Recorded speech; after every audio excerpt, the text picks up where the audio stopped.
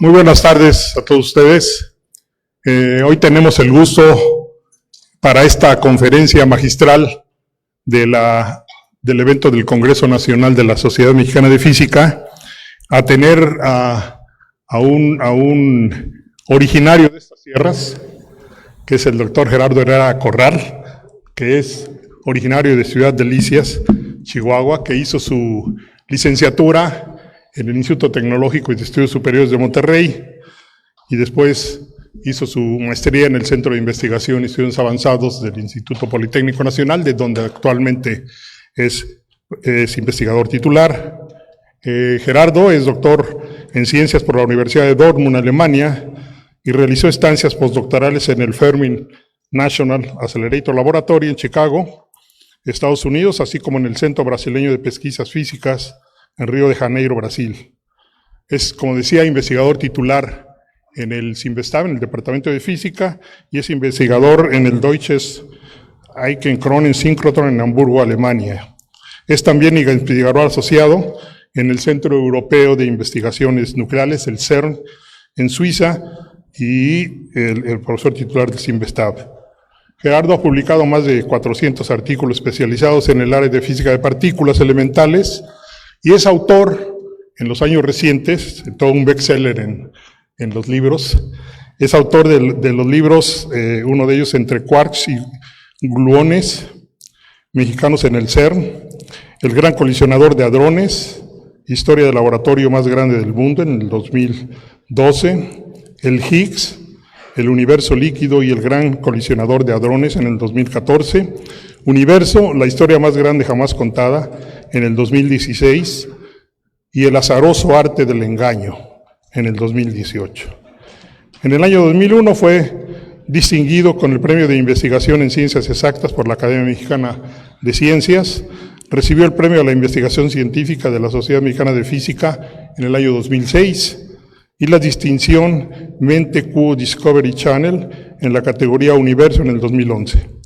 La revista Quién lo consideró en el año 2018 como uno de los 50 personajes que transforman a México.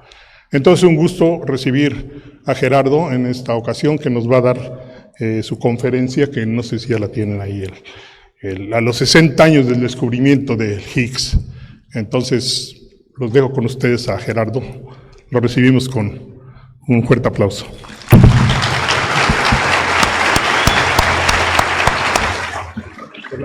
Sí.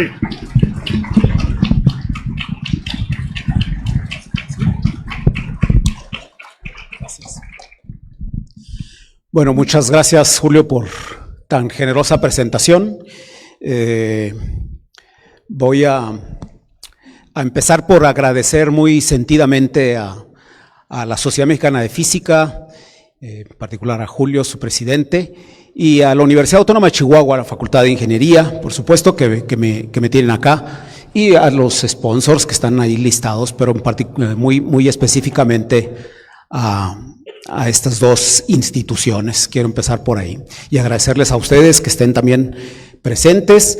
Voy a hablar de la historia de los quarks, pero el día de hoy no se puede comenzar ninguna conversación entre físicos sin acordarse que esta mañana, muy temprano, a las 4 de la mañana, se anunciaron los premios Nobel 2024 de Física a John Hopfield y Geoffrey Hinton por el desarrollo de la inteligencia artificial, en cierta manera, ¿no? Por el desarrollo de las redes neuronales artificiales por allá en los años 80. Ambos fueron cruciales con su creatividad para implementar diferentes capas de redes neuronales que acabarían en la actualidad con la famosa inteligencia artificial, que está muy en boga. Definitivamente el Comité Nobel quiso darle visibilidad a algo que se presenta en este momento como algo espectacular en los dos sentidos, como algo que viene a transformar nuestras vidas para bien y para mal, ¿no? Yo creo que ese es el espíritu. Pero por supuesto que el chisme es pues que por lo menos Geoffrey Hinton no es físico, ¿no? Y nunca estudió física ni hizo física y probablemente no sabe mucho de física, pero para hacer la defensa del Comité Nobel, yo diría, ¿por qué no? Si se lo dieron a Marconi en 1909 y se lo dieron al sueco muy controversial Niels Gustav Dahlén en 1912, ¿por qué no dárselo ahora también a Geoffrey Hinton? No, Geoffrey Hinton, por supuesto que ha hecho con inteligencia artificial aplicaciones a la física, se ha juntado con físicos para trabajar soluciones a problemas de la física, y es seguramente la razón por la que el Comité Nobel decidió darle o le dará el 10 de diciembre el premio Nobel. Bueno, tenía que comenzar con algunos comentarios y es bueno siempre ser provocativo, ¿no? Entonces quería dejárselos por ahí. Yo le propuse a Julio platicar sobre los 60 años de quarks por varias razones. La principal, por supuesto, es que el 20 de octubre próximo se cumplen 60 años del descubrimiento de los quarks, o 55, según se lo quiera ver. Entre los teóricos y los experimentales tenemos la eterna discusión de cuándo se descubre algo, cuando un teórico lo propone o cuando un experimental lo ve, ¿no? En todo caso, celebramos quinquenios y una cosa ocurrió hace 60 años y la otra ocurrió hace 55 años. Entonces, celebremos hoy los 60 o los 55, según sea su gusto, de quarks, que tenemos quarks. Y de eso quiero platicar un poco, que reflexionemos un poco, que estamos justo en las fechas en las que esos dos papers que ustedes ven ahí, estos dos trabajos, ambos publicados el 20 de octubre de 1969, reportaban evidencia de la existencia de una subestructura en los protones, de los quarks. Ya tenían nombre para entonces, ya tenían nombre porque unos años antes, 5 años antes, hace 60 años, en 1964, Murray-Hellman los había nombrado, ¿no? El señor que está allá a la izquierda, a la derecha, viéndolo según lo vean ustedes, es Murray-Hellman quien los propuso a la par que George Zweig. Poco gente sabe de George Zweig. George Zweig fue estudiante de Richard Feynman en Caltech, acababa de terminar su doctorado cuando se fue al CERN a hacer una estancia. Llegó al CERN, al Centro Europeo de Investigaciones Nucleares, como estudiante postdoc de Feynman, a hacer una estancia en el Departamento de Física Teórica del CERN, y ahí en enero tenía ya un paper, un manuscrito preparado para enviarlo, en donde proponía la existencia, no de quarks, sino de haces, porque él pensaba que serían 4. Hasta entonces se conocían 3, y él dijo van a ser 4, y son 4 los palos de la baraja, de manera que los voy a llamar haces, ¿no? Y así lo proponía en su manuscrito, proponía la existencia de haces. Pero cuando llevó su manuscrito a la dirección de publicaciones del CERN para que se lo enviara, le dijeron que se iba a enviar a una revista europea, como se hace en el CERN. El CERN y todas las instituciones europeas envían sus artículos a las revistas europeas. George Zweig era norteamericano y dijo, ¿por qué lo voy a enviar a una revista norteamericana si yo vengo aquí pagado por Estados Unidos y ustedes no me pagan nada y yo lo voy a enviar a una revista norteamericana? A lo que el director en ese momento de publicaciones, Leon van Hoff, le contestó, pues no, eso se publica en una revista europea. Se hicieron de discusiones y entonces Leon van Hoff se encargó de que no se publicara. Y ese manuscrito quedó ahí en los archivos del CERN, pasó mucho tiempo, todavía él intentó llevárselo a la secretaria para que se lo pasara a máquina. Ustedes no saben de eso, pero antes se tenía que pasar a máquina. Y la secretaria le dijo que no se lo tipografiaba porque el director Leon van Hoff le había dicho que no lo hiciera. Así que tampoco por ahí. Estaba programado ya un seminario en el CERN para anunciar la existencia de los haces y Leon van Hoff se encargó de cancelar el seminario para que no se hiciera. Poco tiempo después, Leon van Hoff organizó una publicación con todos los grandes reportes del CERN y no entró el reporte de George Zweig. Esa es la historia de los quarks. Se reivindicó después como un gran físico y acabaría siendo publicado posteriormente. Pero esa es la historia a veces de los descubrimientos, ¿no? Y es una historia del CERN. Con el paso del tiempo, Leon Van Hoppe sería director del CERN y George Zweig se retiraría a otras áreas de la física. Hizo contribuciones en otras partes. Él descubrió cómo funciona matemáticamente el oído y se dedicó a las finanzas. Trabajó en la bolsa haciendo modelos del mercado. George Zweig sigue siendo un gran intelectual.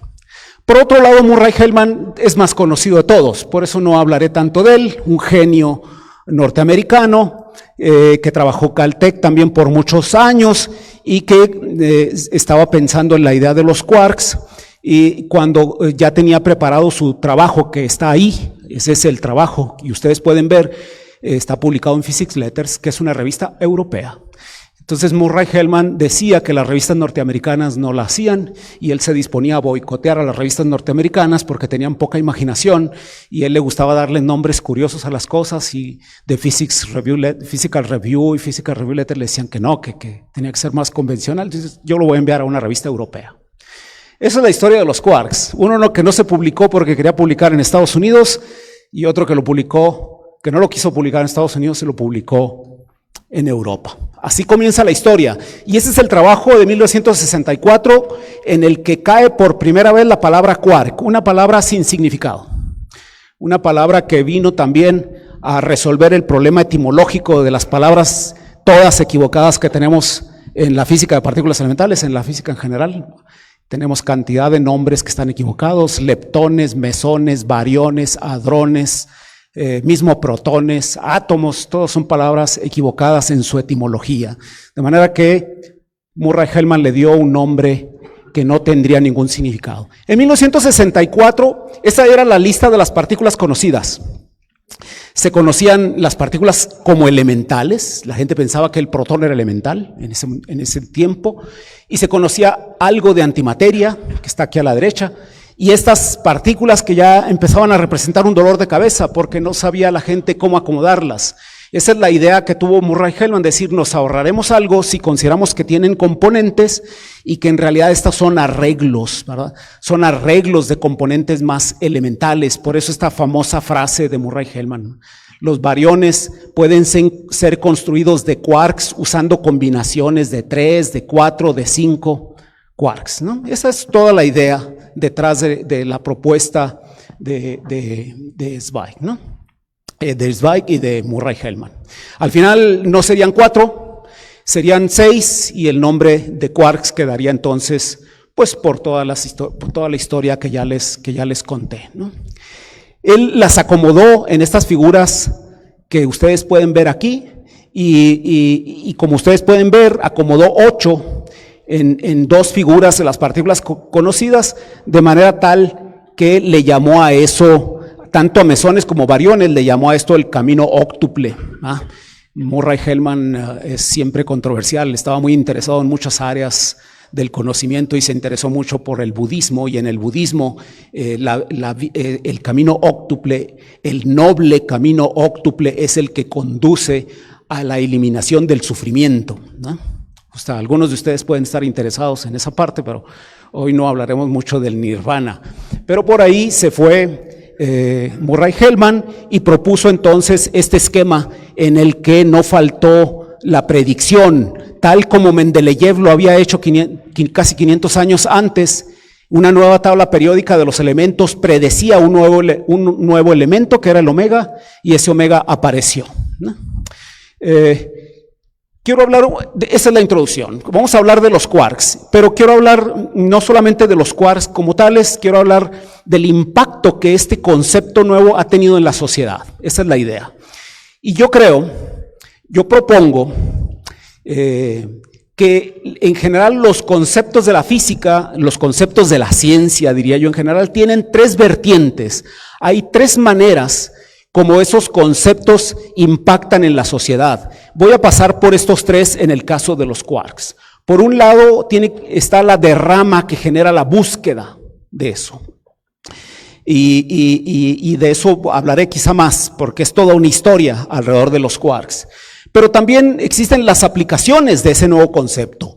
Ya no lo periférico, que dice el punto 1. ya no la derrama que ocasiona su búsqueda, sino el concepto mismo, qué aplicación puede tener, qué beneficio nos puede traer, es otra vertiente. Y finalmente la tercera, que es la visión que obtenemos de la realidad, y esa es la estructura de mi charla. Así va a ir, me voy pues entonces con el punto número 1, cómo el descubrimiento de los quarks acabaría influyendo en la sociedad. Es una historia larga, de muchos años, que se da en 3 etapas, diría yo. Los quarks descubiertos en 1969, el Tamiflu desarrollado 30 años después, en 1999, y el coronavirus y las vacunas, que como sabemos, pues ya le quise poner que empezó en 2019, yo creo que empezó en diciembre de 2019, pero me quedaban 20 años ahí cerrados, entonces 30 años y 20 años después, en 2 intervalos, una historia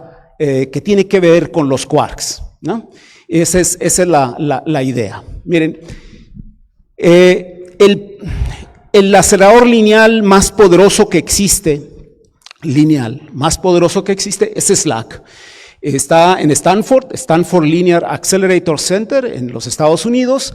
Es una cosa como eso que ven ustedes ahí en la fotografía, que siendo todos físicos aquí saben que funciona con partículas cargadas que se extraen de alguna fuente y se los hace pasar en etapas sucesivas que están cambiando la polaridad eléctrica de esos componentes para hacer que la partícula se vaya acelerando cada vez más, y por supuesto los segmentos van siendo cada vez más largos porque a medida que se van acelerando la partícula va adquiriendo más y más impulso, entonces lleva un poco más de tiempo para que la frecuencia sea constante y lo esté acelerando. Eso es un LINAC, eso es un acelerador lineal como el que se encuentra en Stanford. Por supuesto que ahora existen otras maneras de hacerlo, el principio sigue siendo el mismo, pero se puede tener cavidades resonantes, que son estas cavidades ovaladas con material superconductor, aleaciones de niobio, titanio, que pueden mantener campos electromagnéticos oscilando adentro de ellas extremadamente intensos y que logran cachar a la partícula. Si ustedes se fijan, por aquí vienen estos paquetes de partículas cargadas que logran atrapar de manera justa, bien sincronizada, de ahí sincrotrón, ¿verdad? Bien sincronizadas las frecuencias para que lo tome y le dé una patada, literalmente, porque es el lenguaje que se utiliza. Le da una patada a este paquete de partículas cargadas. Hay más de 30,000 aceleradores en el mundo, por si no lo sabían, más de 30,000 aceleradores en el mundo, y solamente alrededor de 150 son utilizados por los físicos, ¿no? Normalmente cuando uno dice acelerador de partículas, todo el mundo dice los físicos, son los juguetes de los físicos.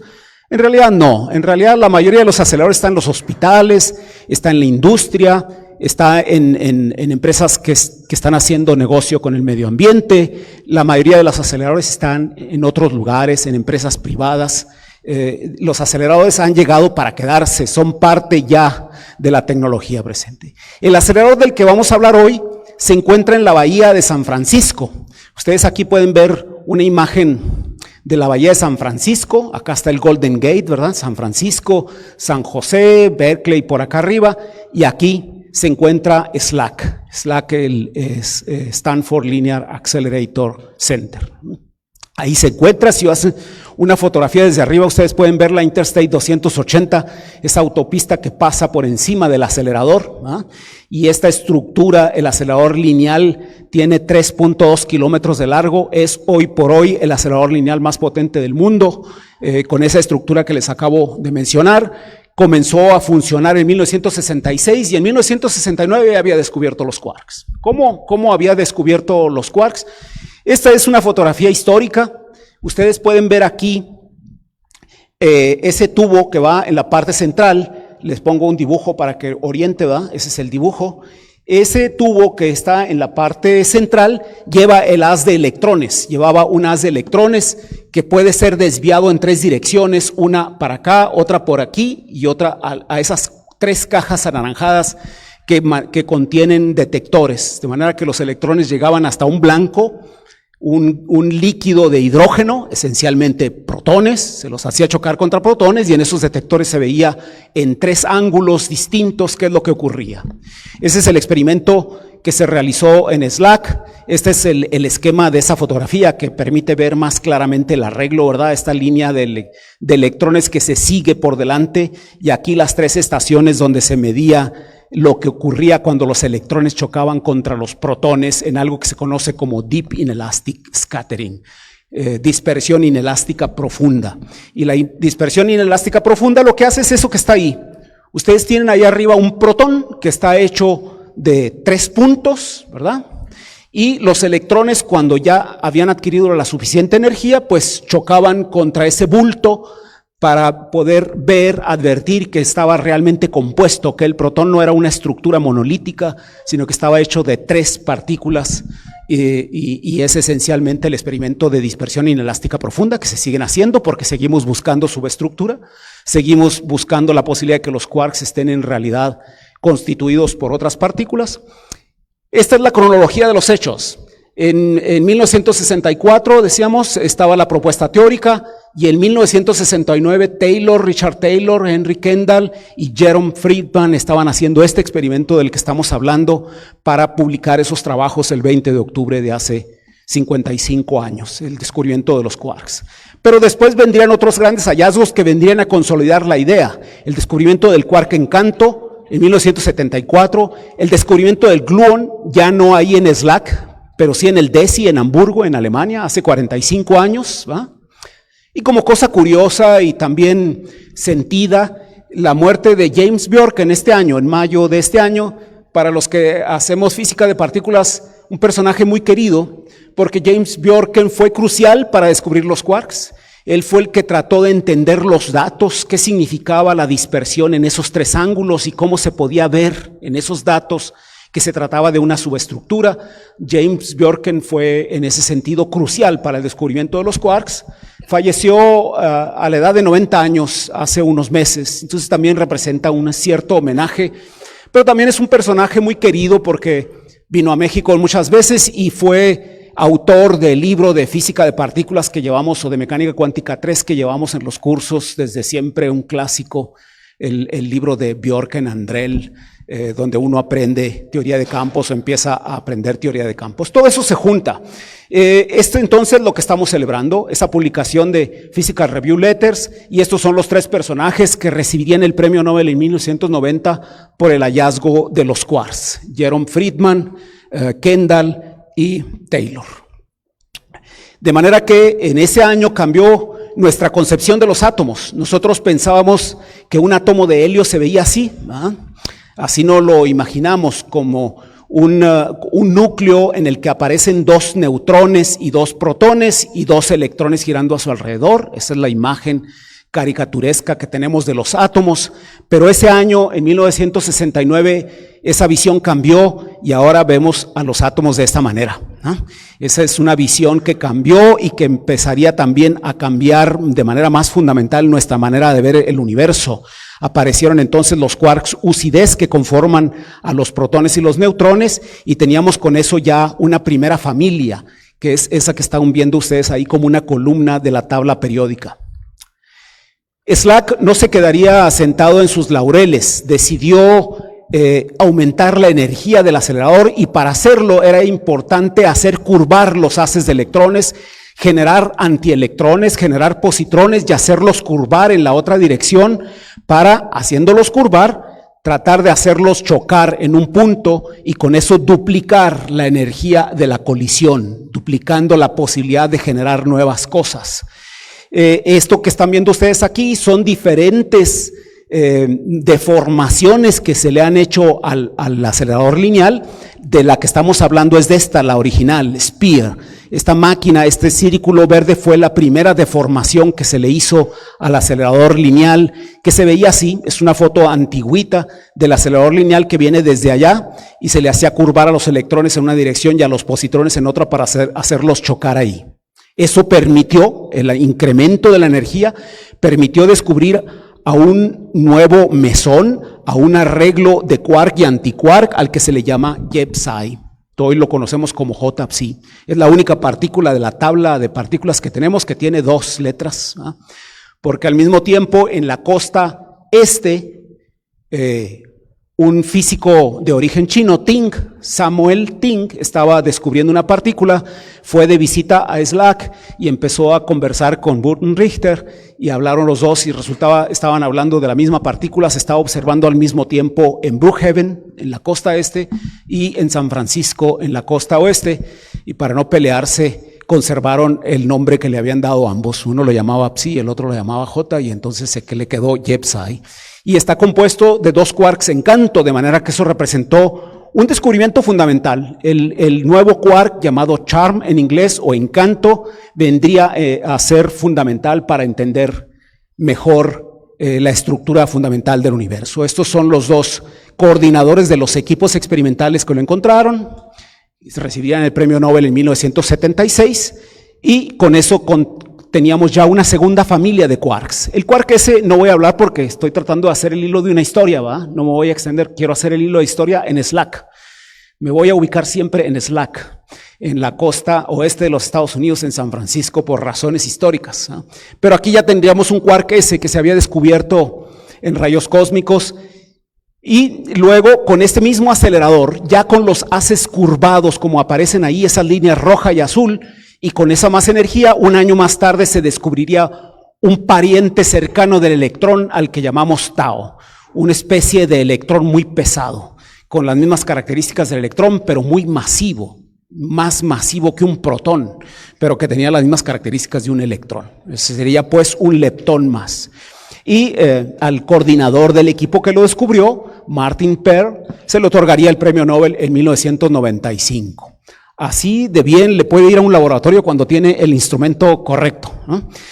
Se completaría entonces un esquema de 3 familias que ustedes pueden ver ahí, esas 3 columnas de partículas elementales de quarks, 12 en total, 6 quarks, el quark arriba, el quark abajo, el quark encanto, el quark extraño, el quark cima y el quark bottom. Y por supuesto con otras partículas que ya conocemos, las mediadoras de las fuerzas, y el Higgs completaría la tabla periódica de los elementos que ustedes todos tienen la fortuna de ver por primera vez completa en sus vidas. Ustedes son la generación que vino a ver completa la tabla periódica de los elementos, ¿verdad? Muchos otros no tuvieron ese privilegio, pero ser tan joven y poder ver esa tabla completa también los expone a que pronto la dejen de ver completa, ¿va? Podría aparecer una subestructura y entonces será la generación que empieza a ver algo completamente incompleto, ¿va?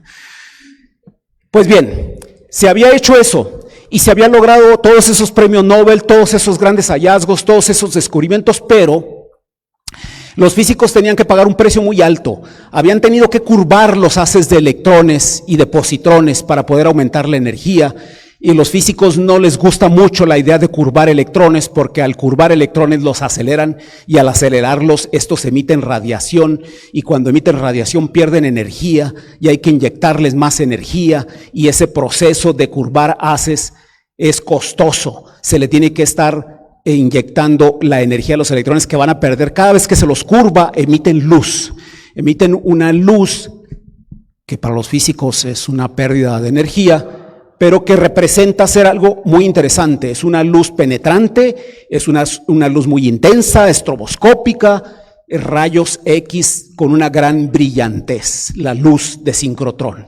En ese momento era un grave problema el haber hecho eso y pensar en seguir haciéndolo porque representa un costo enorme para las máquinas tener a electrones circulando.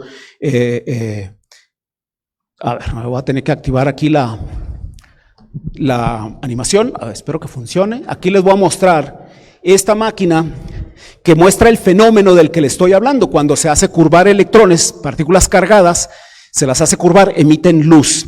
En este caso se trata de una máquina real. Esto se llama Astrid, a Small Multipurpose Storage Ring. Es una máquina pequeñita, como la ven ustedes ahí. Es un cuadrado pequeñito que ahora creció este año, el año pasado. Se le puso algo más, pero no se trata de mostrar Astrid. Es una máquina pequeña que se encuentra en la Universidad de Dinamarca, en Aarhus, Dinamarca, y me gustó la idea porque, como saben, somos igual que Dinamarca. Entonces dije, es un buen ejemplo. Y Así es, ven ustedes a los electrones circulando y cuando se los curva emiten luz. Y esa luz sale por cámaras de vacío, se la extrae porque es una luz muy interesante. Es una luz que puede ser utilizada para ver en rayos X muestras biológicas, muestras químicas, hacer geofísica, hacer grandes cosas con esa luz, con esos rayos X brillantes, penetrantes, intensos. Eso es un ejemplo de unas máquinas que se construyen ya no para hacer chocar electrones, sino solamente para generar esa luz de sincrotrón, ¿no? Es decir, ese fue un largo camino desde que SLAC tuvo ese efecto adverso de descubrimientos en física de partículas a pesar de la emisión de radiación de sincrotrón, hasta llegar al momento en que se construyen los aceleradores solamente para producir esa luz. Pero el hecho de haber curvado los haces, como les acabo de mostrar, fue muy llamativo para alguna gente. Y entre ellos se encontraba este señor, Roger Kornberg, un biólogo que creció en casa escuchando a su padre, Arthur Kornberg, que está también aquí arriba, un biólogo prestigioso de los años 50 que había logrado extraer una sustancia de Escherichia coli, una bacteria que le permitió extraer en una enzima que fue sorprendente para él. Arthur Kornberg pudo ver que con la sustancia que acababa de extraer de Escherichia coli podía reproducir un hilo del ADN. Lo colocaba, lo dejaba por un rato y a partir de un hilo de ADN existente, la polimerasa, así la llamó, lograba producir uno nuevo. Ese fenómeno extraordinario llevó al descubrimiento de la ADN polimerasa, que resulta ser una molécula extraordinaria, de tal manera que recibió el premio Nobel por allá en 1959 en medicina y fisiología por el descubrimiento de este proceso de replicación con la ADN polimerasa. Su hijo, Roger Kornberg, creció escuchando a su padre hablar de la ADN polimerasa y creció queriendo ver cómo era el ADN polimerasa. Eso es todo lo que quería Roger Kornberg. Quería ver cómo es esa molécula. Que no lo culpo, ¿verdad? Porque cuando uno ve cómo funciona el ADN polimerasa es una cosa mágica, es una cosa impresionante. Ver cómo el ADN, que son dos cadenas, dos hilos que se tuercen, se desnaturaliza, se divide y luego esta molécula empieza a tejer a lo largo de uno de los hilos una copia del otro hilo. Yo digo que es el secreto como de la vida, ¿verdad? Es como el mecanismo primordial de la vida misma. De manera que era fascinante y Roger Kornberg siempre quiso saber cómo era. Se la pasaba buscando microscopios aquí y allá para observar bajo la lupa a la ADN polimerasa, de manera que cuando se dio cuenta que en SLAC los físicos estaban torciendo los haces y produciendo luz de sincrotrón, llegó ahí a pedir permiso para poner su muestra de ADN polimerasa y ver cómo era. Él encontró pues la primera estructura tridimensional del complejo enzimático ARN polimerasa en la levadura y por ese hallazgo, por haber descrito de manera detallada la posición de los átomos en la ARN polimerasa, recibiría el premio Nobel, ¿no? Como su padre y un poco en la línea de las investigaciones de su padre, otro premio Nobel, en este caso de química, pero generado en SLAC. En este caso con un experimento parasítico que desde la última vez que di la charla ya tengo que tener más cuidado porque había biólogos en la audiencia y me dijeron, oiga doctor, no diga que éramos parásitos. Pues es que no es peyorativo, no es peyorativo, pero la manera de resolver eso es diciendo que los biólogos y los químicos comenzaron como parásitos en los aceleradores de partículas y ahora somos nosotros los parásitos de ellos, ¿verdad? Porque cuando yo he andado queriendo construir un acelerador en México, voy con los biólogos y los químicos, digo, oigan, hay que hacer un acelerador, ¿no? Entonces las cosas son así en la vida. Y aquí puse al lado a Patrick Kramer, es un alemán que era estudiante de doctorado de Roger Kornberg cuando hacía eso, y fue el estudiante brillante que le hacía todos los programas y que pudo mapear todos los átomos. Y que es interesante porque Kramer es un investigador alemán que está en Alemania, y que jugó un papel importante en lo que sigue de la historia. Pero no quería dejar de mostrarles a la ADN polimerasa en acción, ¿va? Es esa molécula que toma al ADN y produce dos ADNs, ¿no? A partir de ahí. El procedimiento que seguiría Roger Kornberg está más o menos delineado ahí. Pasa por un procedimiento de cristalización de las proteínas, que ustedes pueden ver acá, y luego generar un patrón de difracción haciendo con luz de sincrotrón que pase por ahí para ver esos puntitos que ustedes aprenden en sus cursos, ¿verdad? Y ya con estos puntos que aparecen ahí, una transformada de Fourier les da la nube electrónica de la estructura que están viendo bajo la lupa, y con eso es posible entonces obtener el mapa tridimensional de los átomos, de las estructuras biológicas. Un ejemplo adicional que les pongo aquí es el de succinato deshidrogenasa, que es una molécula espectacular que participa, que es parte del ciclo de Krebs. El ciclo de Krebs, como saben, es el que oxigena, ¿verdad?, y produce el ATP en las células. Es el ciclo como vital de la biología. Y en este caso también ya descifrado en toda su estructura gracias a rayos X, una biomolécula muy pequeña de 5 a 50 micrómetros, ¿no? Es un procedimiento que se realiza ya de manera más rutinaria.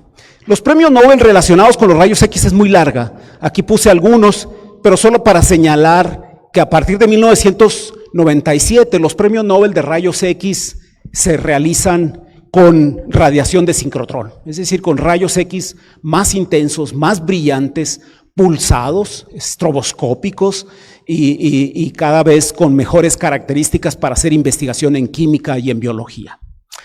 Hablemos un poquito de las proteínas. Los biólogos tienen un problema, por lo menos en esta palabra, igual al de los físicos. Nosotros le llamamos protón al nucleón que se encuentra en el núcleo de los átomos, porque pensamos que era elemental y le quisimos decir en griego que era la primera. Protón viene de primero. El protón se suponía que iba a ser la primera partícula. Sabemos que no lo es, está hecho de quarks. Y los biólogos pensaron, cuando vieron las proteínas, que las proteínas eran la estructura fundamental de la vida y de toda la biología, y le pusieron proteína porque es preeminente, porque era la primera. Entonces compartimos la palabra proteína y protón con la misma raíz griega, pero también se equivocarían, ¿verdad? Porque en realidad hoy sabemos que las proteínas están hechas de aminoácidos. Los aminoácidos son los ladrillos fundamentales de la vida, ¿no? Existen 20 aminoácidos en el caso de los seres vivos, y de la mayoría de los seres vivos existen nada más 20 aminoácidos que constituyen todas las estructuras biológicas que forman a los seres vivientes. Y los aminoácidos están codificados en el genoma, ¿ah? Para la mayoría de los seres vivos son 20, y cuando estos aminoácidos se agrupan, forman péptidos como eso que están aquí. Unas pequeñas cadenas cortas de aminoácidos son péptidos o polipéptidos, pero cuando el número de aminoácidos se va alargando, se va haciendo un hilo muy largo, llega un momento en que se empieza a enredar y se forma un nudo ahí a lo que llamamos proteína. Las proteínas pues entonces son un ensamblaje largo de 100, 150, 200, 300 aminoácidos. Pues bien, aquí hay algunos de ellos, ¿va? Solamente por completitud, estos son algunos de los 20 aminoácidos esenciales, la alanina, el ácido aspartico, entre otros muchos. Son moléculas muy sencillas, que tienen pocos átomos, ¿no?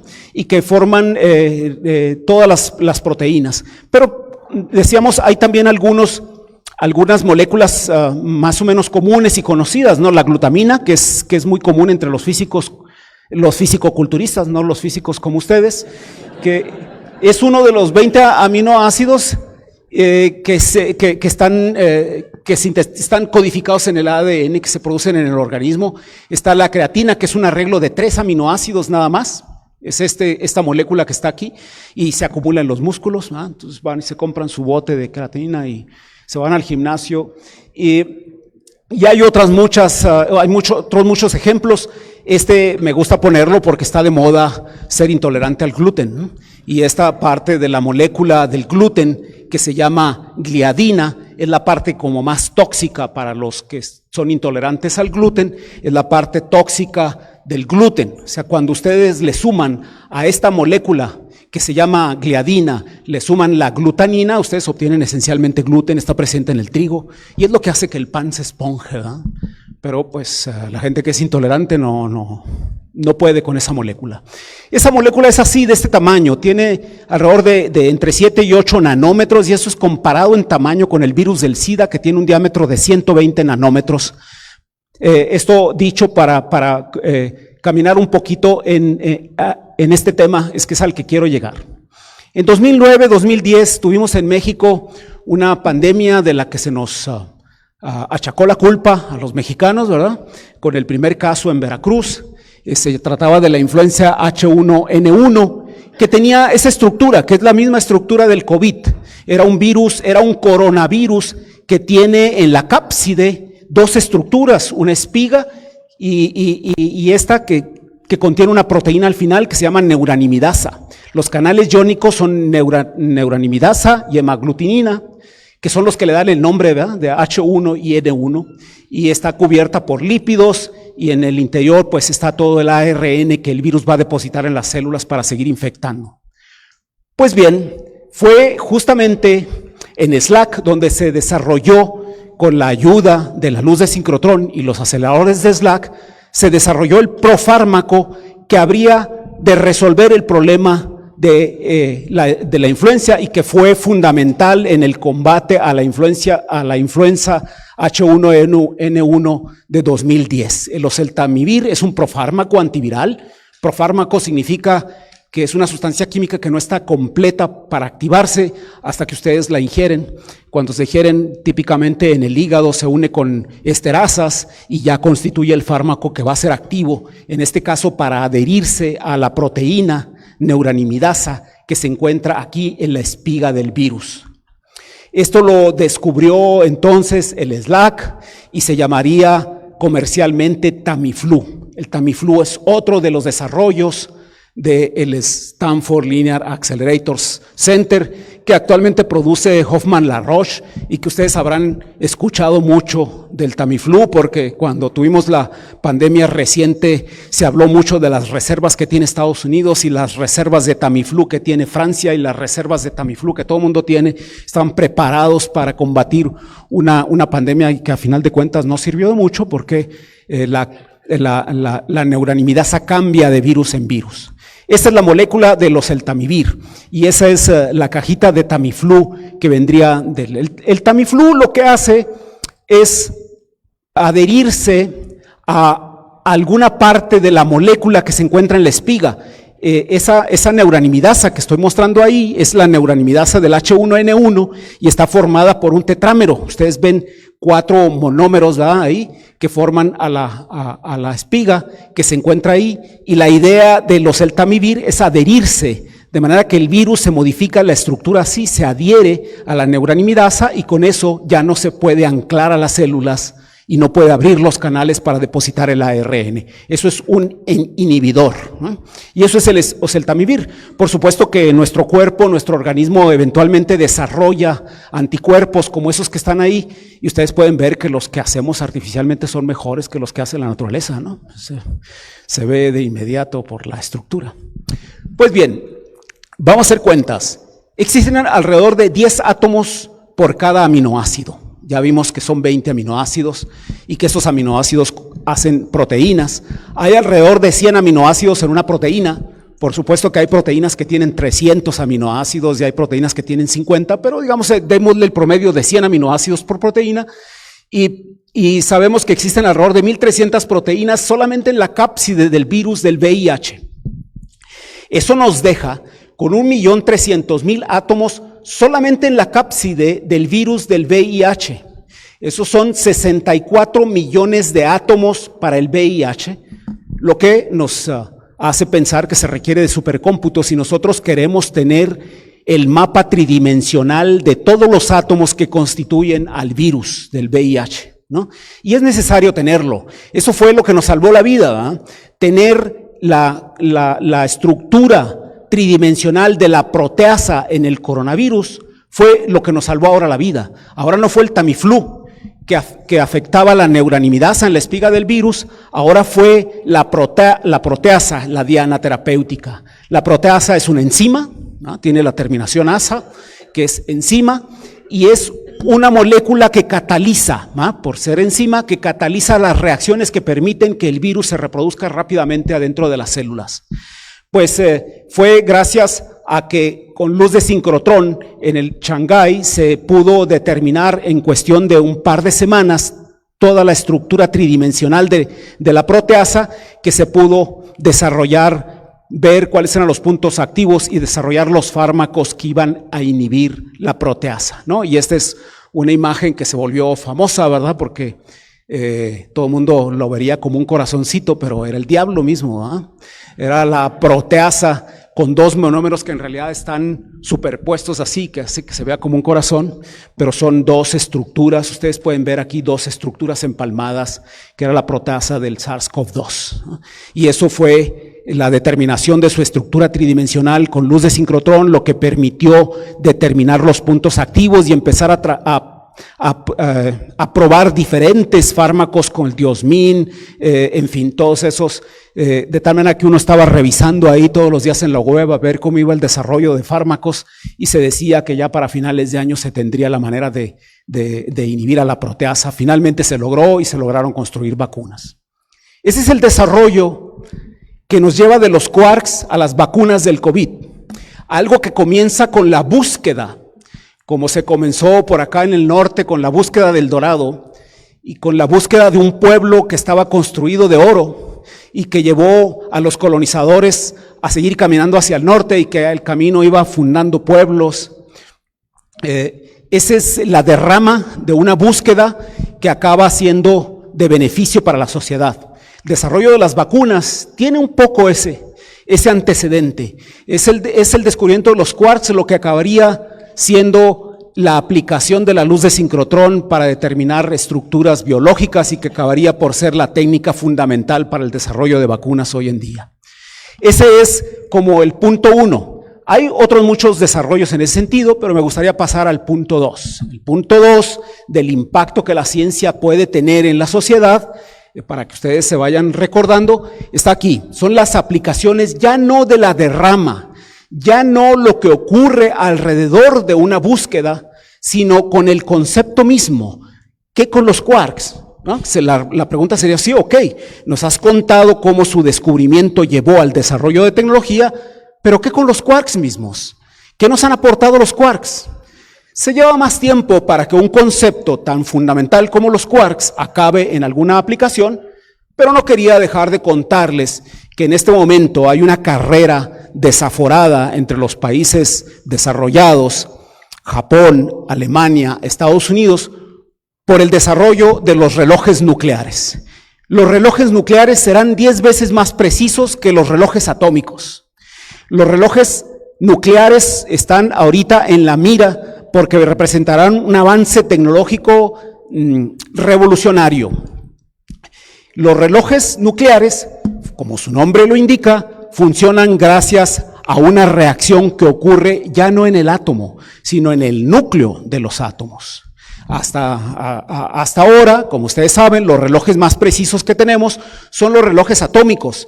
Ustedes han escuchado hablar del cesio, que tiene una transición de electrón, de los electrones excitados en el átomo, que emiten una luz con una regularidad y una estabilidad tal que permite ser utilizado para hacer relojes atómicos, que son extremadamente precisos, tanto que un reloj atómico no se atrasa un segundo en el tiempo que lleva la edad del universo, de 13.800 millones de años. Un reloj atómico no se alcanzaría a atrasar un segundo en todo lo que lleva el universo existiendo.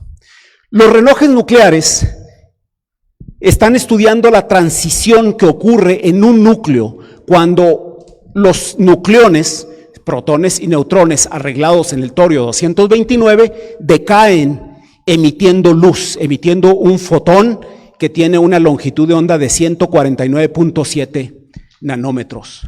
De manera tal que lo que se está buscando es excitar a un núcleo atómico, del torio en particular, con radiación ultravioleta, para que después éste se desexcite emitiendo luz con una regularidad tal y con una resolución tal que permitirá construir relojes, los relojes más precisos que tendremos, ¿no? Ese es el torio 229. El torio 229 es muy escaso, hay muy poco en el mundo, pero se logra tener una pequeña cantidad y esa será suficiente para mantener un reloj nuclear por mucho tiempo andando con una gran precisión.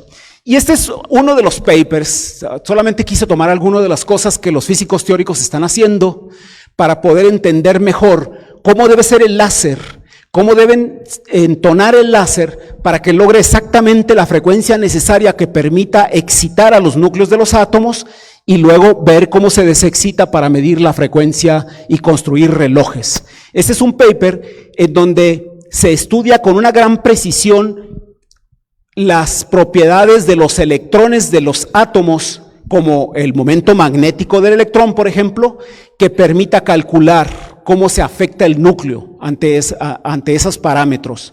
Y bueno, aquí puse la transición de un reloj de torio, en el núcleo de torio 229, es enorme, 5 órdenes de magnitud más sensible a la variación de la constante de estructura fina. Es necesario entonces determinar la constante de estructura fina con una precisión sin antecedentes, ¿no? De tal manera que cuando ustedes ven los términos de corrección para determinar la razón giromagnética o el momento magnético de los electrones que permita calcular esas frecuencias, ya no es solamente necesario calcular la interacción electromagnética y débil, es necesario considerar a los quarks. Es necesario entender cómo están los quarks arreglados en los núcleos para determinar este término que permita generar la frecuencia exacta con la que se podrá estimular a los núcleos de los átomos de torio con los que se construirán los próximos relojes. Los relojes atómicos pasarán de moda, tendremos probablemente en 1 o 2 años, alguna gente dice que probablemente 3 años, llegarán al mercado los relojes nucleares de torio 229, estimulados con luz láser de frecuencias muy bajas. ¿Cuáles son las ventajas de los relojes nucleares? Pues primero que tienen una mayor frecuencia y por lo tanto son más estables. Por otro lado, quedan inmunes al medio ambiente porque los protones están encerrados en los núcleos. No tiene el problema de los átomos de cesio que están siempre sujetos al medio ambiente y que puede perturbar las frecuencias con las que trabajan los átomos los relojes atómicos. Tienen un mayor número de átomos, se están cristalizando, se está cristalizando al torio para tenerlo como un cristalito que uno puede llevar a todos lados y ese cristalito emite entonces la frecuencia necesaria para construir los relojes. En fin, una reflexión interesante alrededor de esto es que los relojes primeros que tuvimos funcionaban con la fuerza gravitacional, ¿va? El péndulo hace uso de la fuerza gravitacional para hacer las oscilaciones regulares, los relojes de arena requieren de la fuerza gravitacional. Luego llegaron los relojes de cuarzo que funcionan con la fuerza electromagnética. Funcionan cuando ustedes deforman un cristal de cuarzo y el efecto piezoeléctrico les genera un pulso eléctrico y esos relojes de cuarzo de los años 20 fueron por mucho tiempo los relojes más precisos que ya no requerían, ya no estaban descansando en la fuerza gravitacional sino en la fuerza electromagnética. Pero luego llegarían los relojes atómicos, el cesio, el famoso cesio 33, en 1949, para el cual se hace uso de la interacción electromagnética para alcanzar la precisión necesaria. 2025 es muy ambicioso, probablemente sea 2026, no me vayan a echar en cara si no llegan el año que entra, pero pronto tendremos los relojes nucleares que descansarán en nuestro conocimiento de la fuerza fuerte.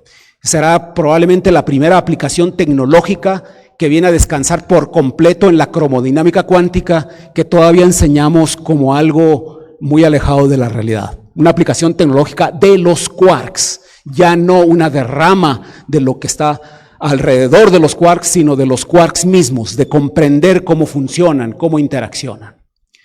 Y finalmente, y ya para terminar, ¿cuál es la tercera razón o la tercera vertiente, la tercera manera como la ciencia, la física influye en la sociedad? Yo diría que de las tres es la más importante. La tercera es realmente la sustancial. Qué bueno que se puedan generar desarrollos tecnológicos, qué bueno que exista bienestar derivado de lo que se hacen en los laboratorios, qué bueno todo eso, pero creo que el que obtengamos una visión de la realidad es fundamental, porque es lo que nos hace humanos. Los seres humanos somos la única especie que necesita hacerse un cuadro de las cosas. Somos los únicos que necesitamos darle sentido a las cosas. Y esa tercera razón, yo creo que es más importante que todas las demás para seguir haciendo ciencia, para seguir haciendo investigación. El filósofo francés Jean-Paul Sartre decía que el ser humano está condicionado a buscarle sentido al universo. Y aunque todavía no logramos darle sentido a todo, sí nos quedan claras algunas cosas. Nos queda claro que hay un orden en la naturaleza, que hay una cierta regularidad y que hay un orden misterioso que estamos buscando y que creemos poder entender. Eso es una parte fundamental de la investigación científica y es una parte fundamental también cómo se impacta la realidad. Los quarks nos revelaron que la naturaleza es cuántica, nos revelaron entonces la realidad cuántica de la naturaleza, nos conforman así pues una parte fundamental de la visión que tenemos del universo. Carl Sagan decía que los seres humanos somos la única especie que necesita una visión del universo. No tenemos la visión completa de todas las cosas, pero poco a poco la vamos construyendo con hallazgos, con descubrimientos, para ir construyendo el gran cuadro. Estamos convencidos de que existe un gran cuadro y que podemos acceder a ese gran cuadro. Los quarks nos han revelado que lo invisible, porque los quarks son invisibles, me faltó decir eso, ¿verdad? Pero los quarks se encuentran confinados en los nucleones, nunca los veremos aislados, están siempre atrapados en los protones, en los neutrones, en los mesones, han representado pues una partícula fundamental invisible, en el sentido de que jamás hemos visto ni veremos por ahí volando un quark por la naturaleza. Pero ese efecto de lo invisible en la realidad nos ha también enseñado que la realidad puede ser engañosa, que la manera como la percibimos puede ser engañosa. Decía Aristóteles que la totalidad es más que la suma de sus partes, y eso es algo que les gusta mucho escuchar a los físicos de la complejidad, ¿no? Nos hemos dado cuenta que efectivamente entender a la naturaleza tiene que pasar probablemente por un esquema reduccionista que nos permita entender los elementos de las partes, pero también de poder ver qué es lo que surge, qué es lo que emerge en cada etapa de la complejidad. Y en ese sentido, la emergencia como principio fundamental del universo es también una de las grandes contribuciones de los quarks. La masa de un protón no es la suma de la masa de los quarks, y es uno de los efectos más dramáticos que puede haber en la complejidad. Ustedes tienen 3 quarks con masa 0 y cuando los juntan tienen un protón con la masa de 1 gigaelectronvolt. Es el ícono, yo diría, es el símbolo más notable, más asombroso de un efecto emergente en la complejidad. Los quarks nos vienen a enseñar eso. Platón decía que el universo es uno y su unicidad es la base de toda la verdad, y eso es justamente lo que nos muestran los quarks. Hemos encontrado las partículas fundamentales del universo que nos dan un esquema unificador de las cosas. Hoy sabemos que todo puede estar hecho de diferentes elementos químicos, pero independientemente del carácter de los diferentes elementos, todos están hechos de quarks, de esos 6 quarks fundamentales que existen en la naturaleza. Somos la única especie que necesita una visión del universo porque somos la única especie que tiene la conciencia de la mortalidad. Sabemos que vamos a morir. Y en ese sentido, los quarks nos han dado una visión del universo. Y yo creo que esa tercera vertiente que tienen los hallazgos científicos, los grandes descubrimientos de la física, es la más importante, es el impacto más importante que podemos tener en la sociedad. El hecho de que esa visión nos hace humanos. Con eso termino. Muchas gracias.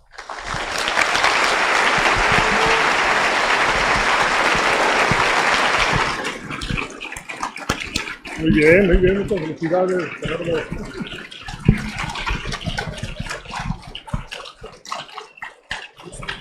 Sí.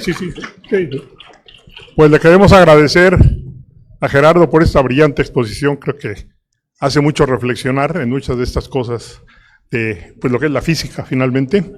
Y bueno, vamos a pasar a las preguntas. Tendremos algún tiempo para preguntas, reflexiones que ustedes quieran hacer. Por ahí va a estar un micrófono a la disposición, así que adelante, por favor.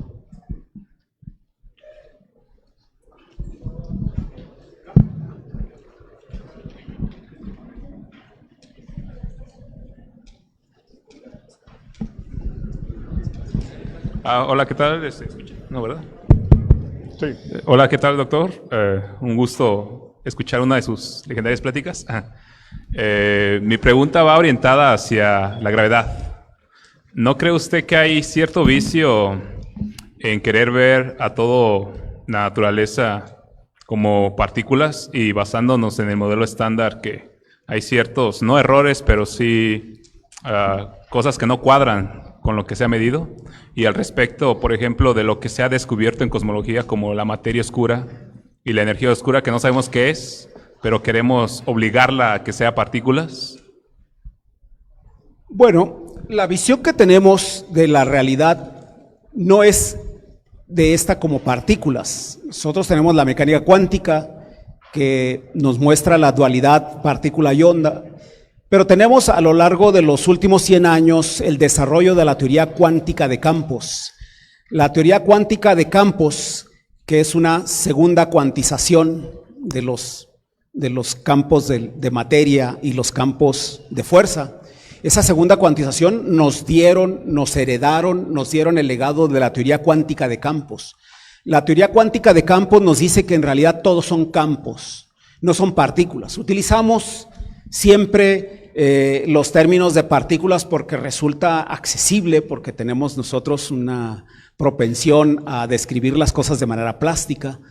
Pero por supuesto que en el caso de la física de partículas, y aunque lo mostremos así como pequeñas partículas, de hecho una de las cosas que yo tenía, nomás que no podía hacer mi lista muy larga, les fui poniendo una lista de las cosas que los quarks nos han enseñado.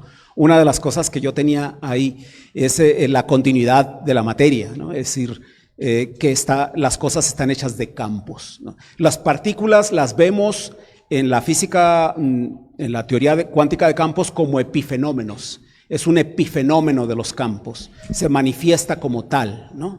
Pero en realidad la naturaleza son campos. Y bueno, respecto al modelo estándar, ¿usted qué opina de, pues, que no está completo, por decirlo así? El modelo estándar ha sido extraordinariamente exitoso. Esa es la gran queja que tenemos. El modelo estándar coincide con cada una de las mediciones. Todavía el año pasado teníamos la esperanza de que estuviéramos equivocados con el momento magnético del electrón que puse ahí, con todas las correcciones, porque el momento magnético del electrón, el momento magnético del muón tenía una pequeña desviación. Hay pequeñas mediciones que tienen luz roja, que tienen la alerta, y todos estamos como viendo qué pasa ahí con la siguiente medición.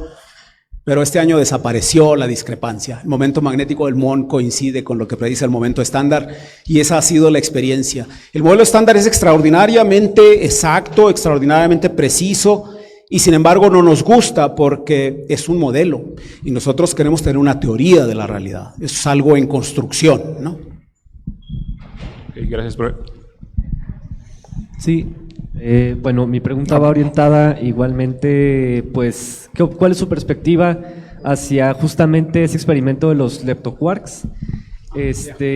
Y cómo cree que como mexicanos podemos participar en los siguientes desarrollos que van a venir en los próximos años, ya sea, como comentó, en el tema de sincrotrones, tal vez en el tema de superconductores, tal vez en otras áreas de la física. ¿Cómo podemos los mexicanos participar en los desarrollos? Exactamente.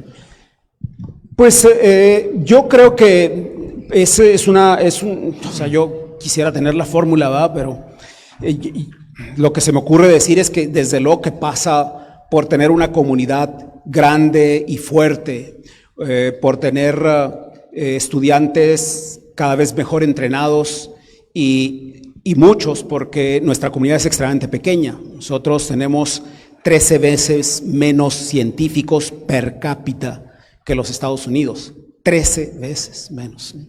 Entonces, estar en todas las áreas, estar en todos los desarrollos, estar en todas partes donde se está haciendo algo interesante es prácticamente imposible con el tamaño de la comunidad que tenemos. Debemos crecer, debemos robustecer a la comunidad y por supuesto también robustecer su carácter competitivo y sus capacidades, ¿no? Yo creo que eso es como la parte más fundamental de lo que tendremos que hacer, ¿no? Ajá. Adelante. Pónganse de pie para saber dónde están porque nomás se escucha la voz. Mildred, adelante.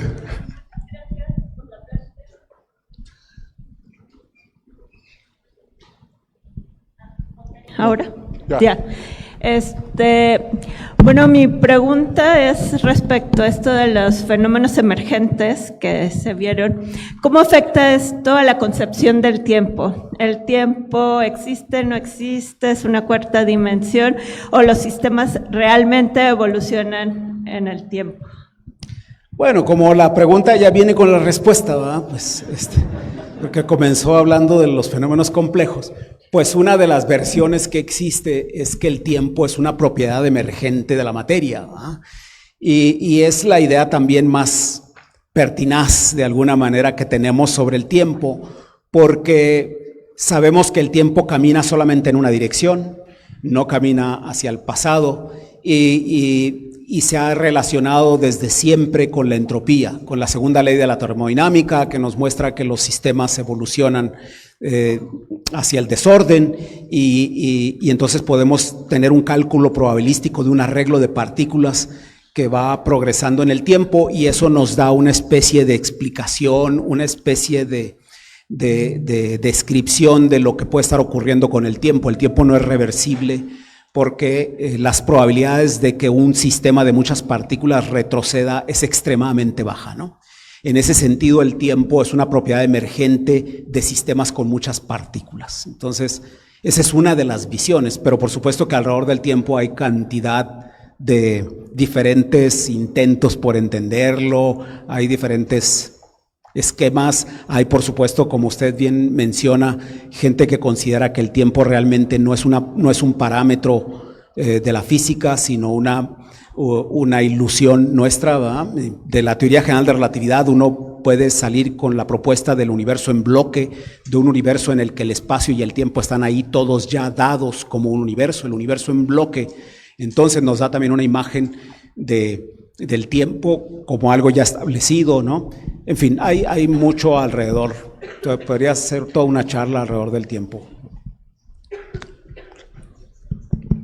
Hola, ¿qué tal? Buenas noches. Bueno, mi pregunta, va enfocada hacia lo que menciona, ¿no? El ser humano, pues, está siempre en constante búsqueda hacia la verdad y acercarse más hacia lo que es ese conocimiento, ¿verdad? Que nos caracteriza y queremos buscar. Entonces, de la plática que menciona, este hit histórico de los 50 o 60 años del descubrimiento de los quarks, sabemos que, pues, se ha seguido con esa investigación y se han descubierto más partículas. Entonces, de acuerdo a lo que es su experiencia en este campo, ¿consideraría que los quarks es la partícula más importante encontrada hasta este momento, de acuerdo a los 3 puntos que menciona? Yo no creo que se pueda hablar en esos términos, ¿verdad? No creo que de la naturaleza exista algo más o menos importante. Hablando de la estructura fundamental de la materia, queremos entender qué es lo que está ahí, cómo funciona, y no creo que podamos establecer jerarquías de qué es más importante que otra cosa. En ese sentido, los quarks, yo no diría que son más importantes que las otras. Los quarks forman parte, para propósitos divulgativos, ahorita que decíamos de la existencia de partículas, para propósitos divulgativos uno acostumbra a decir, para propósitos divulgativos, que existen las partículas de materia y las partículas de fuerza, o los campos de materia y los campos de fuerza, y entonces entre los campos de materia están 6 quarks, entre las 12 con los 6 leptones.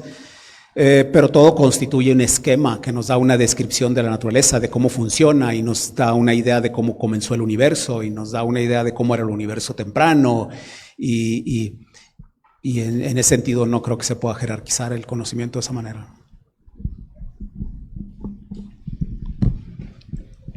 ¿Alguna otra pregunta? Me parece que por allá.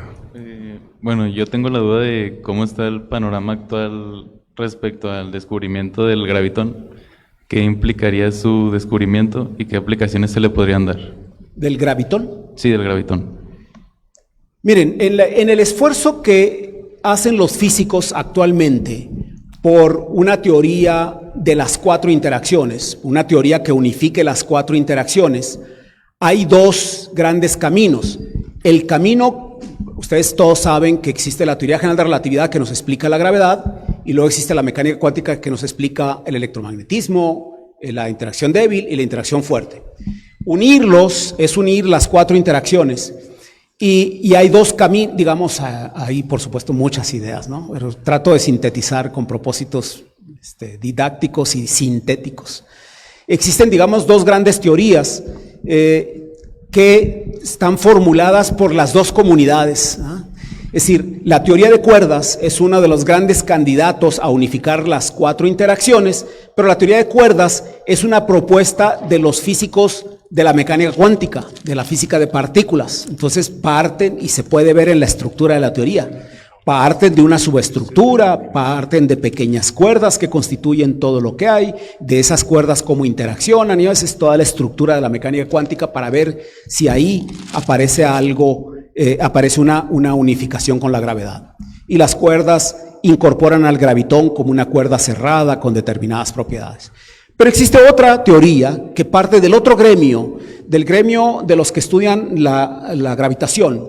Y ellos como la gravitación es muy exitosa porque dice que la fuerza gravitacional es una deformación del espacio y el tiempo, los físicos, los gravitólogos están muy emocionados con el carácter espaciotemporal del universo y entonces, pues entonces seguimos con eso y vamos a hacer que el espacio y el tiempo sea discontinuo. Y entonces vamos a hacer lo que esté poroso, que realmente no sea una propiedad continua de las cosas y que a un nivel microscópico el espacio se interrumpe, que es discreto. Y con eso tratan de explicar las fuerzas que describe la mecánica cuántica. Entonces existen como esas dos grandes vertientes, ¿no? Existen como esas dos grandes teorías. Y en ese sentido el gravitón aparece como una extensión del gremio de los particulistas que son muy exitosos con los diagramas de Feynman, intercambiando partículas mediadoras de fuerza, y pues ahora intercambiamos gravitones, ¿verdad? Porque eso es lo que sabemos hacer.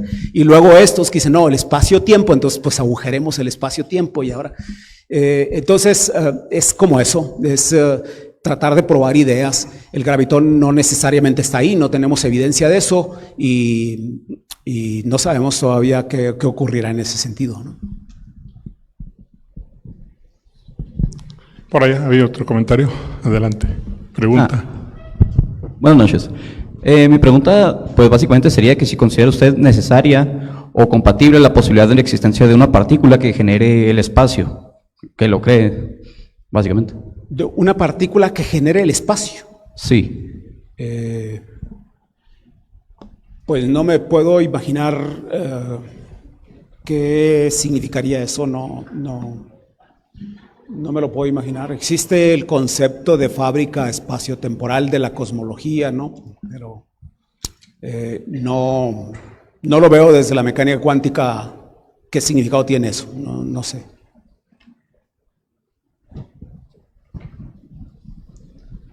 ¿Sí? ¿Alguna otra pregunta que tuvieron por acá?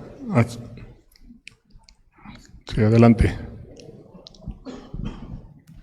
Buenas noches, muchas gracias por su plática, muy interesante y didáctica. Mi pregunta es, en algún momento de la plática usted menciona que no podremos ver a los quarks andando ahí libres, ¿no? Como que, ay, aquí tengo uno. Sino que pues, bueno, están en un estado confinado, ¿no? Pero al menos en el área de partículas sabemos que existe un estado en el cual se pueden observar que es el estado del plasma de quarks y gluones. ¿Cree que nos puede hablar más al respecto? Pues tienen otra hora, ahora me van a escuchar, ¿no? Porque ese es mi mero mole, ¿no? Sí, los quarks se interaccionan a través de la fuerza fuerte. La fuerza fuerte, a diferencia de las otras interacciones, no van como 1 en R cuadrada, van como R, crecen linealmente con la distancia. Cuando ustedes alejan dos quarks, cuanto más los alejan, más fuerte es la interacción. Y ese hecho hace que los quarks estén siempre confinados, están atrapados en hadrones. Es una propiedad de la cromodinámica cuántica. Y eso lo hace difícil porque es una teoría no perturbativa y etcétera, etcétera. Pero eso también explica por qué no veremos jamás un quark libre volando como los electrones que van por ahí, que producen relámpagos y demás. Los quarks estarán siempre confinados por esas propiedades de la fuerza fuerte. Sin embargo, la cromodinámica cuántica también predice que hay transiciones de fase y que si te llevas la materia a temperaturas lo suficientemente altas o densidades extraordinarias, podrías entonces desconfinar a los quarks y los gluones, no verlos aislados como partículas libres, pero sí como un plasma de quarks y gluones. Y eso es lo que estamos buscando en el experimento ALICE del Gran Colisionador de Hadrones. Ahora, el experimento ALICE...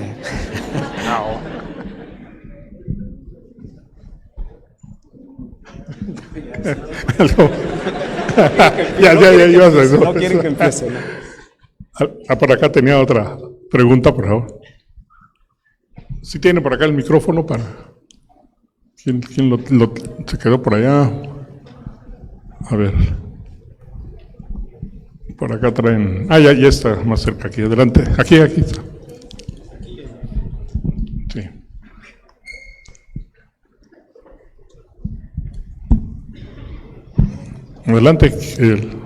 Adelante con tu pregunta.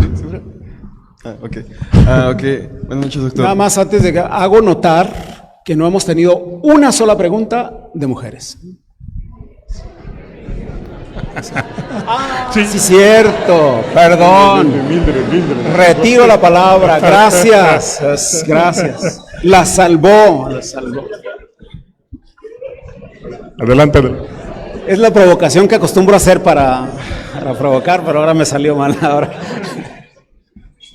Buenas noches, doctor. Mi pregunta es, usted mencionó en la plática que el descubrimiento de nuevos elementos en la tabla vino a partir de, obviamente, la teoría, pero también por indicios experimentales.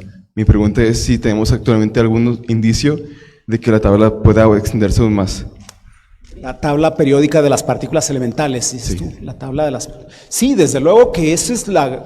Por supuesto que por eso hacemos grandes proyectos, ¿no? El Gran Colisionador de Hadrones quería, ¿verdad? Hasta ahorita no hemos logrado encontrar subestructura, ver la posibilidad de que los quarks en realidad estén compuestos, de que los quarks no sean elementales, de que en realidad estén hechos de algo más elemental. Eso ha sido una de las búsquedas, es una de las 5 grandes preguntas del Gran Colisionador de Hadrones. ¿Hay subestructura? Hasta ahorita no tenemos evidencia de que exista subestructura, pero por supuesto que también podrían existir más partículas. Tenemos razones para pensar que solamente son 3 familias, hay razones para pensar, hay mediciones y deducciones teóricas que nos hacen pensar que eso es lo que hay, pero por supuesto que los experimentos son para ver que estamos equivocados y que hay más familias, que hay más quarks, que hay otras partículas. Había otra pregunta por allá. Adelante, por favor. No cayeron en la provocación de las mujeres porque como ya hay una pregunta. Yo soy mujer. Doctor, buenas noches. Cuando acaben las operaciones, cuando acabe el LHC de hacer operaciones, ¿ya hay planes para hacer otro colisionador? Sí, desde luego que ya se está planeando desde hace rato el diseño y la construcción de lo que será después del Gran Colisionador de Hadrones. Y ahora hay también un nuevo arreglo en el mundo, ¿verdad? Ahora los chinos tienen una propuesta. Los chinos están proponiendo CEPC, que será un acelerador de 100 kilómetros de perímetro y llevando primero electrones contra protones, deep inelastic, o sea, dispersión inelástica profunda, como la que vimos hoy, y que tendrá eventualmente protones contra protones a 80 teraelectronvolts. Es la propuesta china.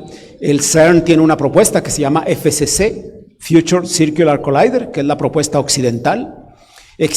Ha existido tradicionalmente la idea de la comunidad de partículas, de que solamente se debe construir una máquina porque es mucho gasto y demás. Pero ahora, como sabemos, hay nuevos arreglos políticos, entonces no sé qué pueda llegar a ocurrir, ¿no? El año que entra, el CERN deberá decidir si procede con el FCC o si tiene alguna otra propuesta, pero sí, desde luego que hay mucho. Sí. Parece que por allá atrás habría... bueno, sí, allá, por favor.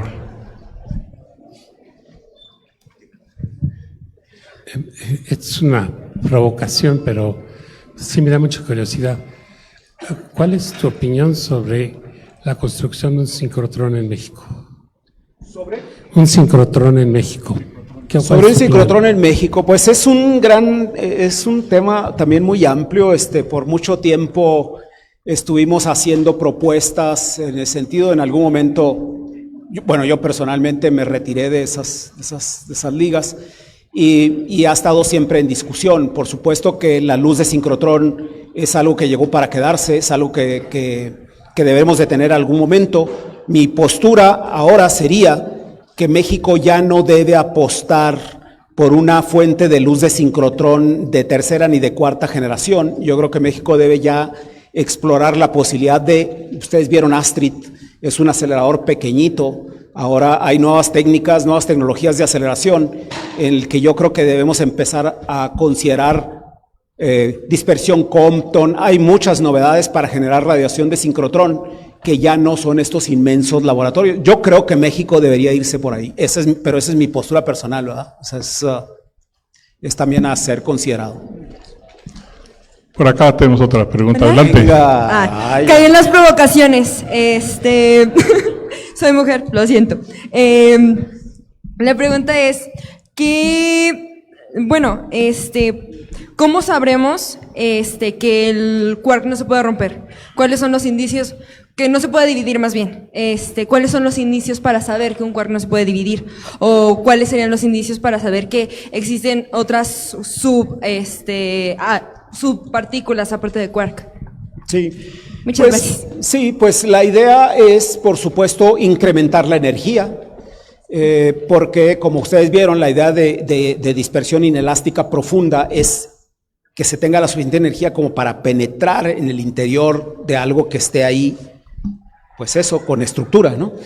El gran colisionador de hadrones es la máquina que ha llegado a la más alta energía para ver si lograba hacer pedazos a los quarks y no se consiguió. ¿Cómo medir eso? Bueno, eso es un poquito más elaborado, ¿no? Pero te daré solamente una idea como muy didáctica, digamos. En general, la enseñanza ha sido cuando Rutherford hacía dispersar, ¿te acuerdas? Ahí comenzó la dispersión inelástica profunda, con Rutherford haciendo que partículas alfa chocaran contra una plaquita de oro, y luego después, cuando a lo largo de la historia, el descubrimiento de subestructuras siempre ha tenido que ver con el momento transversal de las partículas que se dispersan, ¿no? El momento transversal quiere decir que si ustedes lanzan una partícula aquí así, entonces va a producir partículas de radiación cuando choca con algo, y la distribución de esto es el momento transverso al eje de dirección, es lo que les va a dar una idea de si está ocurriendo algo ahí, si hay una subestructura. Eso es para decirlo de manera muy burda, ¿no? Pero los observables, lo que tú haces, cómo voy a observar que hay, es todo un arte, eso es toda una ciencia. Por ese lado tenemos una pregunta, adelante. Buenas noches, nosotras dos tenemos la misma pregunta también. Caímos en la provocación. Mencionó lo del sincrotrón Astrid, ¿no? Que es el chiquito, y fue cuando mencionó la generación de luz que se produce, y en ese mismo tema dijo de sus aplicaciones. Y pues justamente nuestra pregunta es de que cómo se relacionan pues los quarks con el estudio de la Tierra, o sea, con la geofísica. Con la astrofísica. Con la geofísica. Con la geofísica. No, pues esa es la respuesta que a lo mejor me sirve hasta como para los quarks, el estudio de los quarks, la compresión detallada de la manera como los quarks interaccionan, nos darán relojes nucleares. Los relojes nucleares son muy interesantes, no porque necesitemos relojes 10 veces más precisos para poner a tiempo que traigo acá, no es ese. El punto es que si tú puedes medir con una gran precisión el tiempo, tú puedes detectar cosas con una precisión enorme, y en eso procesos geológicos, procesos de física, de gravitación, por ejemplo, si las constantes de la naturaleza son realmente constantes o cambian. Con los relojes nucleares lo podrás hacer de una manera impresionante. O sea, tú puedes medir el tiempo, puedes medir la constante de estructura fina con un reloj hoy, y el año que entra volver a medirlo, y va a tener una precisión enorme para ver si hubo un cambio ínfimo en la constante de estructura fina, por ejemplo. Es decir, estos relojes nucleares, y cada vez más precisión, ustedes seguramente estaban pensando, ¿para qué más? Ya es suficiente, ¿no? Pues con mi iPhone tengo. Pero no, el punto es que la medición cada vez más precisa invade todas las áreas de la medición. Todo lo que vamos, entonces la geofísica, la astrofísica, todos se verán beneficiados con una tecnología muy precisa de medición del tiempo. Ahora ya tenía una pregunta y luego aquí con Ignacio, adelante. Buenas. Mi pregunta tiene que ver porque tengo entendido que la cromodinámica cuántica, que es lo que estudia eso, es mucho más complicada que otras teorías de partículas que ya conocemos. Mi pregunta es, ¿por qué es más complicada? ¿Cuáles son estos retos? Y si entenderla mejor nos podría desbloquear más aplicaciones, como por ejemplo la de los relojes, que se me hace muy interesante. La respuesta obligada, por supuesto, está en el carácter no perturbativo de la fuerza fuerte. Todo lo que hacemos en la física, y ustedes todo lo que han aprendido y todo lo que van a aprender por un buen rato son métodos perturbativos. Y las interacciones que conocemos están sujetas al método perturbativo. Esto es que ustedes ven un proceso y pueden tomar en una serie los primeros términos sabiendo que los otros van a ser cada vez más pequeños y que converge. Eso lo aprenden en la mecánica cuántica, lo aprenden de la interacción electromagnética y pueden hacer problemas que no lo son, hacerlos perturbativos para encontrar soluciones y demás. El problema es que la interacción fuerte no ocurre eso. Cuando tú tienes eso, la constante de acoplamiento de la fuerza fuerte es cada vez mayor y entonces no te permite hacer teoría de perturbaciones y entonces hacer cálculos de cromodinámica cuántica es muy difícil. Tenemos que recurrir a modelos, aproximaciones y cosas de ese estilo. Esa es la gran dificultad con la cromodinámica cuántica. Adelante, por favor, por acá. Acá teníamos primero. Gracias. Sí, muy interesante la charla, la disfruté muchísimo. Y tengo la siguiente, como estamos en la hora ya de las preguntas provocativas, voy a hacer una pregunta aquí a Gerardo. Cuando yo doy clase y empiezo a dar la clase de espectroscopías y trato de motivar y crear en los estudiantes esta inquietud por entender qué son las espectroscopías, les cuento una anécdota que es la siguiente. Imaginemos que estamos en la prehistoria y un hombre que va allí por un bosque, una mujer también podría ser. Imagínense un hombre, una mujer que va en un bosque en la prehistoria y va explorando la naturaleza que va encontrando a su paso. Y de pronto ve a lo lejos una montaña brillante, ¿no? Con lucecitas. Y entonces la curiosidad intrínseca de los humanos pues le llama la atención y dice, ¿qué será eso que brilla allí en esa montaña? Y entonces pues se trata de acercar y ver más de cerca lo que está pasando, pero de pronto hay un río, ¿no? Que se encuentra en el camino y ese río lleva una corriente muy grande, entonces no puede pasar así tan fácilmente y llegar a la montaña. Entonces la pregunta es, ¿qué puede hacer este hombre prehistórico? Tiene esa curiosidad, pero le impide este río, pone en riesgo su vida, ir y tocar y ver con más de cerca esta pared. Entonces yo les pregunto a mis alumnos, ¿qué haríamos en ese caso? Entonces, ¿cuál es la clase de espectroscopía?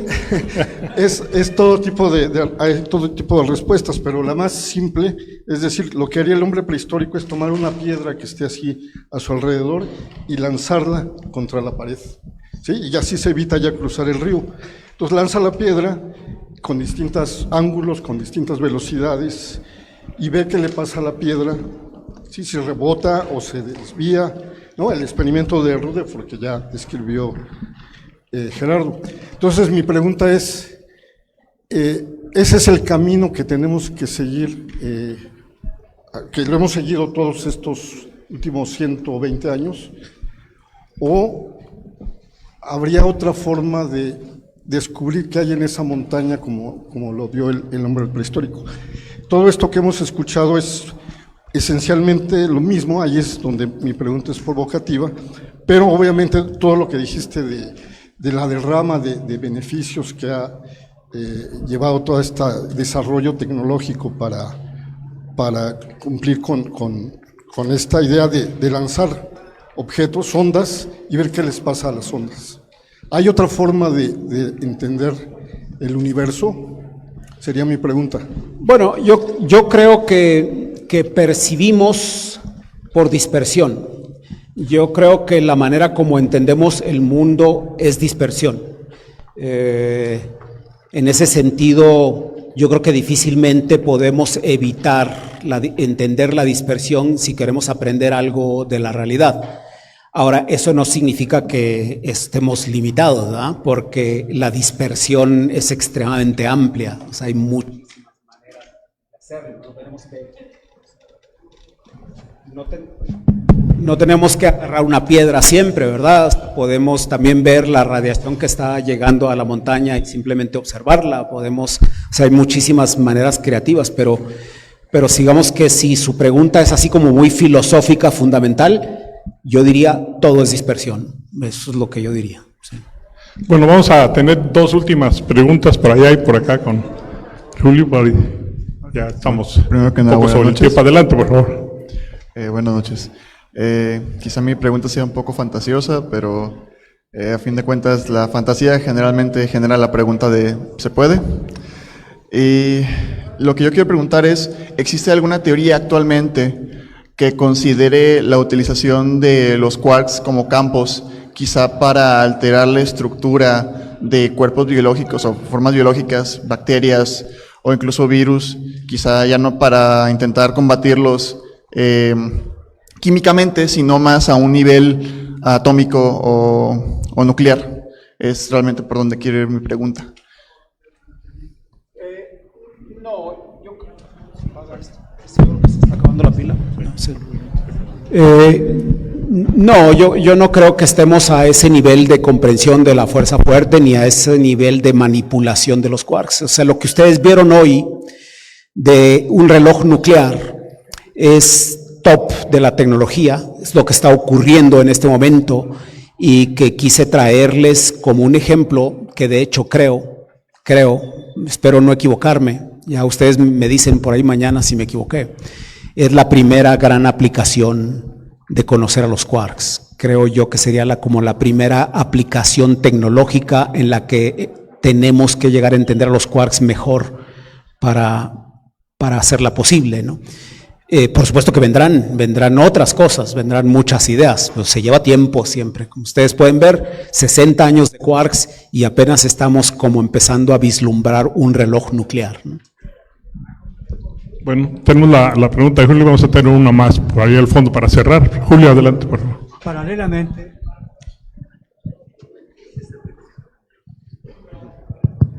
Paralelamente a la historia de los aceleradores está la historia de los detectores, desde las placas de fluorescentes, pasando por las cámaras de niebla, etcétera, etcétera. Y eso tiene su propia historia también. Y ahí también México ha podido contribuir. Sí, gracias, Julio. Sí, efectivamente, o sea, hoy hablamos de aceleradores, ¿verdad? Estuvimos hablando de aceleradores lineales, de aceleradores circulares que se curvan y emiten radiación, y hablamos poco de la manera como se miden las cosas, de la manera como se detecta la radiación, de la manera tan imaginativa que hemos tenido que inventar y crear para medir cada vez con mayor precisión. Y en ese sentido es todo un mundo, el mundo de los detectores, la percepción misma, ¿no? Es decir, dado el proceso de dispersión, ¿cómo detectas eso? ¿Cómo lo mides, no? A propósito de lo que comentábamos de la espectroscopía. Entonces sí, es todo un mundo ahí de tecnología también que es importante remarcar, ¿no? Porque también les representa a todo el mundo como opciones de desarrollo y demás, ¿sí? Pues vamos a cerrar las preguntas entonces con una última pregunta por allá, por favor. La última. Hola, ¿qué tal? ¿Sí me escucha? Bueno, dos cosas. La primera, así como sus libros, su charla estuvo bastante interesante. Y la segunda pregunta es muy intencional. Yo sé que tanto a físicas como a físicos nuestro sueño siempre ha sido como ir a trabajar al CERN. Entonces, quería saber si hay algún convenio o alguna manera de que estudiantes mexicanos puedan llegar a trabajar al CERN o algún acelerador en Estados Unidos. No sé si nos podría comentar sobre ello. Sí, bueno, gracias por tu comentario. Quiero remarcar el comentario. Existen en México varias cosas. Una es los programas de estancias de verano en laboratorios del extranjero, y esos no solamente funcionan con el CERN, en donde tenemos 2 lugares, también hay lugares en el DESIA y en Fermilab, y se hacen cada año, y los estudiantes de los últimos años de la licenciatura o de la maestría pueden participar, pueden concursar y pueden eventualmente estar un verano, un par de meses en esos laboratorios. Esa es una de las iniciativas que existen desde hace mucho tiempo. Pero por supuesto que si ustedes están interesados en algo más, en trabajar, en llegar al área de la física de partículas, pues hacer un posgrado es la manera más directa, es una pregunta recurrente. Entonces yo diría que si a ustedes les interesa el área de investigación, involúcrense en una maestría, y en sus tesis de la maestría o en sus tesis de doctorado, ustedes decídanse por trabajar en uno de los grupos que trabajan en el laboratorio, y es la manera de caminar el camino de la física experimental de altas energías, ¿no? Eso es. Bueno, pues con esto cerramos. Le queremos agradecer a Gerardo su gran disposición para contestar a todas estas preguntas e inquietudes. Y esto muestra el interés de la comunidad de la física. Ya aquí Gerardo todavía va a estar acompañando, va a participar también en el Encuentro Nacional de Divulgación Científica, así tendrán ustedes oportunidad de mañana a las 11 de la mañana con él. Y un presente de la Universidad de fantástico. Chihuahua, la artesanía chihuahuense. Muchas gracias. Muchas gracias, Gerardo.